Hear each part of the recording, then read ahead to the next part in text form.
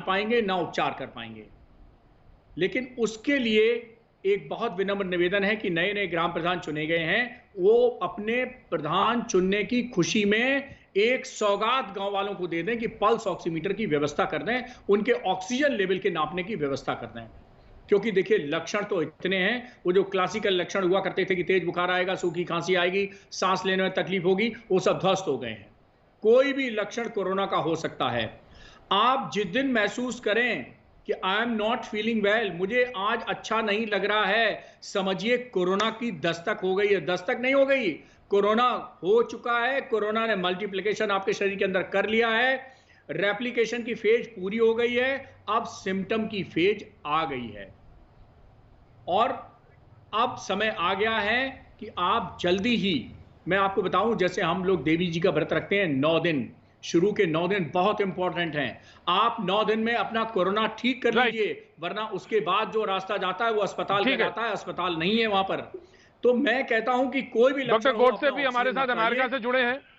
ठीक, डॉक्टर रवि गोडसे हमारे साथ अमेरिका से जुड़े हैं, उनका भी स्वागत है। लेकिन हमारे साथ बहुत देर से डॉक्टर आंचल गुप्ता मौजूद हैं। आप सीनियर आई सर्जन हैं, एक बार मैं उनकी तरफ रुख करना चाहूंगा। डॉक्टर आंचल गुप्ता, तमाम सारी बातें हो रही हैं। मैंने लॉकडाउन से बात शुरू करी कि लॉकडाउन सोल्यूशन है, उसके बाद मैंने वैक्सीन पे बात करी क्योंकि वो एक माना गया कि एक अच्छा सोल्यूशन है और बढ़ सकते हैं। वैक्सीन डिवाइड करके दें या ना दें, क्योंकि डॉक्टर गोडसे उस दिन हमारे साथ कह रहे थे कि ये डिवाइड करके भी दी जा सकती है, तो उस पर भी बात हुई।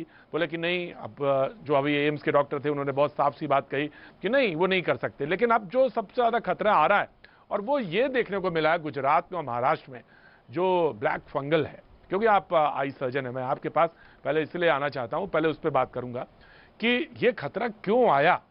लोगों ने कहा कि डायबिटिक है तो इसलिए खतरा आया और वो ज्यादा, उस पर ज्यादा है। और उन लोगों ने कहा कि कोरोना से आप ठीक हो गए, उसके बाद ये ज्यादा है मुश्किल और ये मुश्किल आ रहा है। किसी ने कहा नहीं, जो डॉक्टर्स ने स्टेरॉइड्स लिखी हैं और स्टेरॉइड्स खाने के वजह से ये प्रॉब्लम आई है लोगों में, आपने एक्सेसिव स्टेरॉइड खाई है, ये है। तो मैं जानना चाहता हूं डॉक्टर आंचल।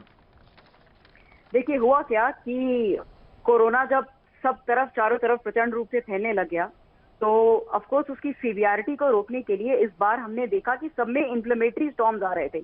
मरीज चौथे, पांचवें, छठे दिन इन्फ्लेमेटरी स्टॉर्म में घुस रहा था, और अगर उस इन्फ्लेमेटरी स्टॉर्म को समय पे नहीं रोका जा रहा था तो बहुत ही तेजी से डेथ हो रही थी। अब इसको कंट्रोल करने के लिए स्टेरॉइड यूज करे गए। उस समय हालत ये थी कि मरता क्या ना करता, आनंद फानंद सब लोगों ने स्टेरॉइड दिए, बहुत हाई डोजेस में दिए। हुआ यूं कि हमारे देश में हमेशा से लोग अपनी मर्जी से इलाज भी करते चले आ रहे हैं, तो कई लोगों ने डॉक्टर की सलाह पे स्टेरॉइड लिया और कई लोगों ने उसी पर्चे को रेप्लिकेट करके अपने घरों में स्टेरॉइड ले लिया। लोगों ने घरों में अपनी ऑक्सीजन चला ली, ना ही उन्होंने उसके पाइप को स्टेरलाइज किया, ना ही उसके वाटर का ध्यान दिया। हाई डोजेस में स्टेरॉइड लिए, हाई डोजेस में ऑक्सीजन ले ली, और कोविड की वजह से इम्यूनोसप्रेसिव थे। अब ये जो फंगल इन्फेक्शन है, ये एक अपॉर्चुनिस्टिक इन्फेक्शन होता है। अपॉर्चुनिस्टिक यानी जहां उसको अपॉर्चुनिटी मिली अपने लिए सुटेबल, वहां वो पनपना शुरू हो गया। मजेदार बात यह है कि ये फंगस कोई नया नहीं है, ये हर समय हर जगह तैर रहा है। मगर ऐसे सिचुएशन में जहां इम्यूनिटी स्टेरॉइड की वजह से सप्रेस हुई, जहां उसको परफेक्ट ह्यूमिडिटी मिली उस ऑक्सीजन वाले फ्लूइड के अंदर, और वो मरीज जो पहले से ही इम्यूनोसप्रेस थे, वही मरीज आमतौर पे हम देख भी रहे हैं सीरियस हो रहे हैं। अगर देखा जाए तो सीरियसनेस की तरफ जा रहे हैं। 1 से 1.5% मरीज हैं, शायद 1% से भी कम, जो मोर्टेलिटी की तरफ जा रहे हैं।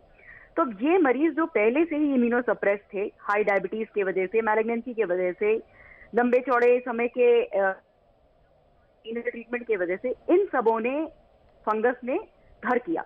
इस समय जो भारत का टेम्परेचर भी ऑल ओवर, वो भी बहुत ही कंड्यूसिव है इस फंगल ग्रोथ के लिए। तो ऑल ऑफ अ सडन हम लोग ने चारों तरफ इस फंगल इन्फेक्शन को देखा और इसका भय फैल गया है। अब है क्या कि हम सबके लिए कोविड एक नई सिचुएशन है, कोई पहले से अवेयर नहीं था। तो अब जो पाया जा रहा है कि ये बीमारी आ रही है सामने, तो इसके अर्ली साइंस को डिटेक्ट किया जाए, और फिजिशियंस जो बाकी वाइटल्स, डायमर, सीआर, सीटी स्कोर, इन सब चीजों को देख रहे थे, साथ ही वो क्लिनिकल फाइंडिंग्स को भी देखे फंगस की, और इसको तुरंत रोक ले। क्योंकि अगर इसको रोका नहीं गया है, बढ़ता चला गया, तो इसकी मोर्टेलिटी 50% है। मात्र 2 से 4 दिन का ये समय देने अपने आप को भयावह रूप पकड़ने में। तो मैं एज एन डॉक्टर आंचल, मैं एक सवाल जानना चाहता। आपने कहा कि इसको रोकने की जरूरत है, तो ये इन्फेक्शियस है?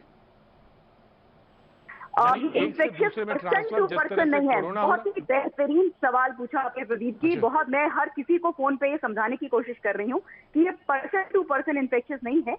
ये मैंने बताया वातावरण में है, सब तरफ फैला हुआ है। जिस मरीज की इम्यूनिटी कम हुई, जिसको स्टेरॉइड की वजह से इम्यूनिटी और कम हो गई, उसके अंदर ये फंगस पनप रहा है। मगर इसका मतलब ये नहीं कि मेरा इलाज यदि मेरे अभिभावक कर रहे हैं तो उन्हें हो जाएगा, बिल्कुल भी नहीं, अनलेस वो भी इम्यूनोसप्रेस ना हो। राइट। डॉक्टर शरद हमारे साथ जुड़े हैं, उनका भी बहुत बहुत स्वागत। इकोनॉमिस्ट हैं और आज क्योंकि लॉकडाउन पर बात है, और मैं आपसे डॉक्टर सूर्यकांत जानूंगा, क्योंकि उस दिन आपने स्टेरॉइड की बात कही थी, और स्टेरॉइड आपने कहा था गांवों को देना इसलिए जरूरी है क्योंकि वहां पे तो हमारे पास इंफ्रास्ट्रक्चर भी नहीं है। लेकिन ये स्थितियां ना आ जाएं तो वो कंफ्यूजन भी दूर करना होगा डॉक्टर सूर्यकांत, जरूर दूर करना होगा, क्योंकि जैसे सीनियर आई सर्जन आज डॉक्टर आंचल गुप्ता ने कहा है, ऑफकोर्स उस पर भी हमें आना पड़ेगा। डॉक्टर रवि गोडसे कुछ कहना चाहते हैं?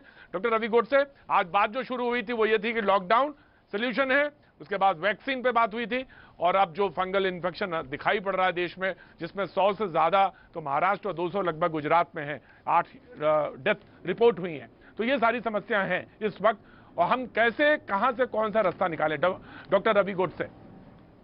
मैंने म्यूकरमाइकोसिस का, ब्लैक फंगस का अमेरिका में एक भी केस नहीं देखा है। जैसे वो कहते हैं वो शायद स्टीरॉयड की वजह से हो रहा है, लेकिन पूरा स्टीरॉयड की वजह से नहीं है। वो अनक्लीन ऑक्सीजन, वो आई डॉक्टर बहुत अच्छी बता रहे थे, अनक्लीन स्टीरॉयड पाइप के वजह से भी हो सकता है। और क्या होता है जब आप स्टीरॉयड्स देते हो तो उसका एक साइड इफेक्ट है कि आपकी शुगर बढ़ जाती है स्टीरॉयड की वजह से। जिन पेशेंट को डायबिटीज नहीं है उनकी भी शुगर काफी हद तक बढ़ जाती है स्टीरॉयड की वजह से। और दूसरा ये भी होता है कि स्टीरॉयड से व्हाइट ब्लड सेल काउंट बढ़ता है। नहीं तो ऐसा ना हो कि विलेज में स्टीरॉयड दे दिया और दूसरे दिन शहर में इन्वेस्टिगेशन किया, उसमें हाई व्हाइट काउंट आया। वो हाई व्हाइट काउंट स्टीरॉयड की वजह से। स्टीरॉयड के बारे में मैं क्विकली ये कहना चाहूंगा, स्टीरॉयड सिर्फ 10 दिन यूज करने हैं। अगर यूज करने हैं तो उसका डोज है 6 मिलीग्राम डेक्सामेथासोन, और मतलब equal to 32 milligram of Medrol, equal to 140 milligram of hydrocortisone, equal to 40 milligram of prednisone. ये 4 अलग अलग तरह के स्टीरॉयड है और इनके मैंने डोसेस बोल दिए, 6 मिलीग्राम, 40 मिलीग्राम, 32 मिलीग्राम, 140 मिलीग्राम। उससे ज्यादा नहीं लेना है। स्टीरॉयड 10 दिन से ज्यादा नहीं लेना है, और स्टीरॉयड पहले 7 दिन में नहीं लेने हैं, क्योंकि कोविड एकदम सिंपल है। जब आप कोविड से संक्रमित होते हो, पहले 8 दिन आपकी बॉडी उससे फाइट करती है। अगर बॉडी फाइट हारने लगी तो वो इम्यून स्टॉर्म लाती है, और वो इम्यून स्टॉर्म में इतना डैमेज होता है कि बॉडी को भी डैमेज होता है, थोड़ा कोरोना को भी डैमेज होता है। तो ट्रीटमेंट क्या है? शुरू में बॉडी को अपना काम करने दो।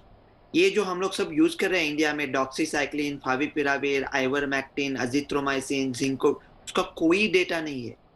अगर जो लोग अपने